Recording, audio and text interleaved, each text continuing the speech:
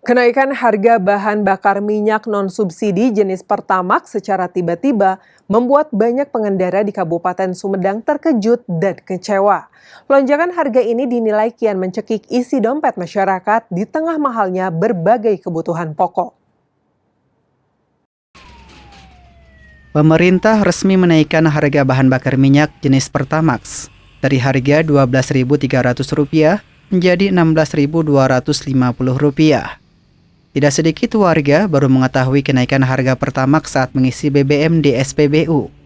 Mereka yang selama ini menggunakan Pertamax mengaku kecewa. Seperti halnya Aziz yang hendak mengisi bahan bakar minyak, dirinya kaget saat mengetahui harga Pertamax naik. Dikarenakan ekonomi lagi sulit, semua kebutuhan pokok naik, bahan bakar minyak jenis Pertamax juga naik.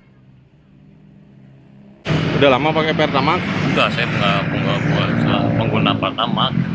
Tadi sempat kaget nggak naik? Iya, saya kaget kan. Nah, jadi naik begini kan Pertamax. Aduh. Biasanya emang berapa?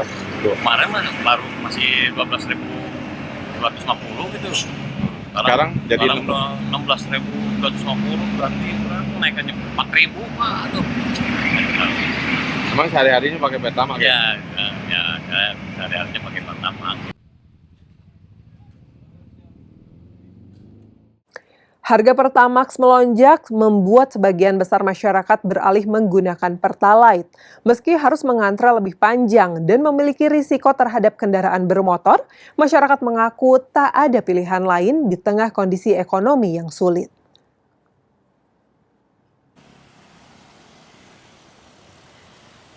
Antrean panjang terlihat di stasiun pengisian Pertalite bagi kendaraan roda 2 di SPBU Jalan Riau, Kota Bandung. Pasca naiknya harga Pertamax menjadi Rp16.250 dari sebelumnya Rp12.300, masyarakat pengguna Pertamax beralih ke Pertalite. Masyarakat mengaku harus mengantri lebih lama, hingga harus mencari pom bensin dengan antrian Pertalite yang tak terlalu membludak. Resiko pada menurunnya performa mesin motor dengan penggunaan bahan bakar jenis Pertalite juga tak menjadi penghalang masyarakat beralih ke Pertalite. Sebenarnya sih campur, kadang pakai Pertalite atau Pertamax, tapi biasanya kalau Pertalite ngantri banget, aku suka pakai Pertamax. Tapi kebetulan tadi aku lihat berita gitu, harga Pertamax tuh melonjak gitu, naik gitu. Jadi aku ngantri juga tetap pakai Pertalite, iya pindah lagi. Kalau saya biasanya Pertamax sih teh. Sekarang Jadi Pertalite karena naik. udah naik ya? Iya. Ini kan ngantri nih teh, panjang, nggak masalah. Kayaknya nggak masalah sih karena kan dari sini ke Cibulu lumayan gitu ya. Kalau pakai Pertamax boncos. Boncos ya. Terus kalau menurut aku ngaruh. Sebenarnya aku nggak terlalu mengerti juga ya bagaimana kinerjanya. Tapi kalau misalnya pakai Pertamax, menurut aku jadi lebih ringan aja motornya. Terus katanya lebih bersih juga ke motor gitu. Pertamax. Ya. Tapi Sekarang Pertalite karena mahal. mahal ya. Ada pengaruhnya ke motor juga dong, Kang? Betul. Terus gimana dong? Ya, mau gimana lagi kan ekonomi lagi susah sekarang, betul.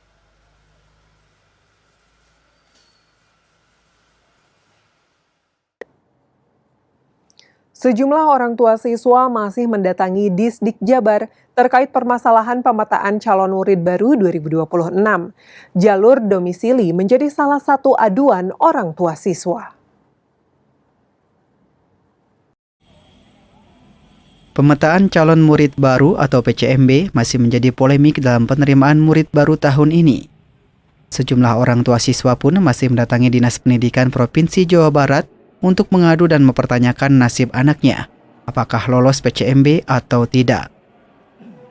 Ada juga orang tua siswa yang ingin melakukan riset akun pendaftaran untuk mencoba mendaftar kembali ke sekolah yang lainnya.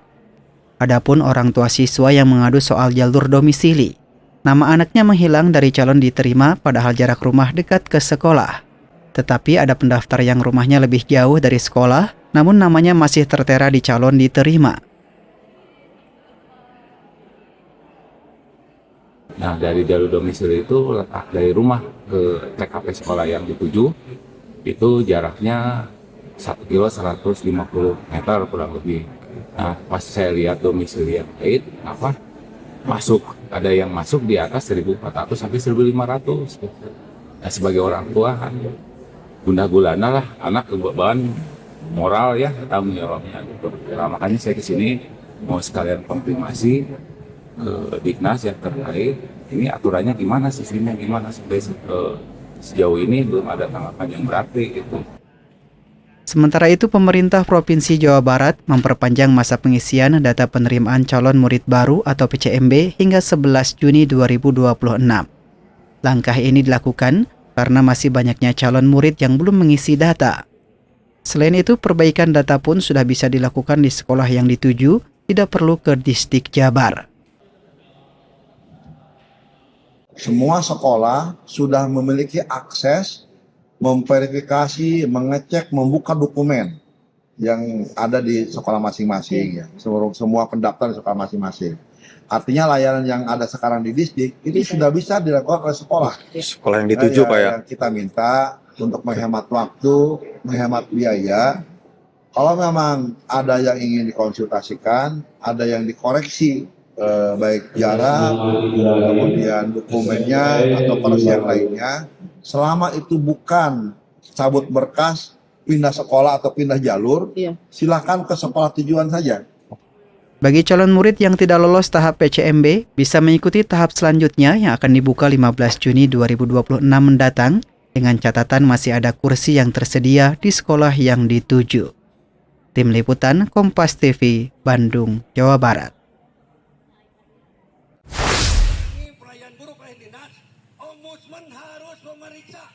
Dengan membentangkan poster tuntutan, puluhan emak-emak wali murid ini melakukan aksi unjuk rasa di depan kantor DPRD Provinsi Jawa Barat, Kota Bandung pada Kamis siang.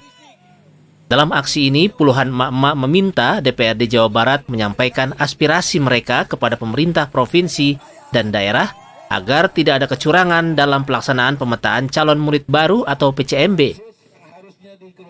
Aksi yang diwarnai dengan demo memasak, gorengan, dan menyeduh kopi ini menilai jika sistem pemetaan calon murid baru atau PCMB memperkeruh pelaksanaan SPMB. Selain itu, orang tua calon siswa juga mengeluhkan sistem scoring yang dapat berubah secara tiba-tiba. Menurut peserta aksi, sistem PCMB calon murid kurang mampu akan tergerus oleh calon murid yang berada, sehingga menolak anaknya masuk sekolah swasta yang berbayar. Tuntutannya saya minta aplikasi perubahan itu datanya harus akurat dan harus diperbaiki. Dan saya juga menuntut masyarakat miskin harus diprioritaskan untuk bisa masuk ke sekolah negeri. Pemerintah mengetahui masyarakat miskin itu harinya hanya makan dengan bala-bala saja. Jadi untuk masuk sekolah swasta mereka sangat keberatan karena biayanya sangat mahal. Dalam aksi tersebut, emak-emak juga meminta agar Disdik Jabar dicopot karena pengaduan orang tua murid ke Disdik sangat lambat hingga harus diwarnai ketegangan. Abdul Rohim, Kompas TV, Bandung, Jawa Barat. Gubernur Jawa Barat Deddy Mulyadi menonaktifkan Kepala UPTD Teknologi Informasi dan Komunikasi Pendidikan atau Tikomdikdisdik Jabar. Penonaktifan tersebut buntut dari carut-marut pelaksanaan pemetaan calon murid baru tahun 2026.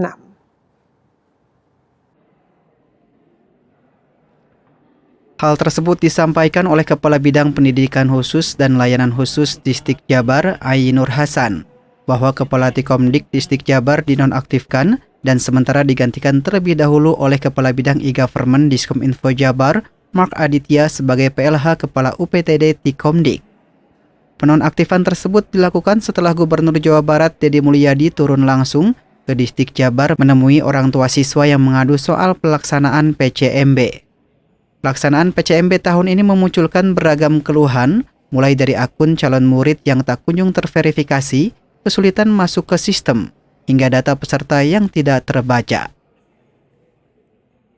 Yang jelas, sementara waktu Pak Sohendar diistirahatkan dulu, dan pekerjaan hariannya dijabat oleh PLH Pak Adit, karena beliau punya kompetensi di bidang IT, sehingga insya Allah akan lebih mampu mengendalikan sistem IT kita, manajemennya maupun pola komunikasi.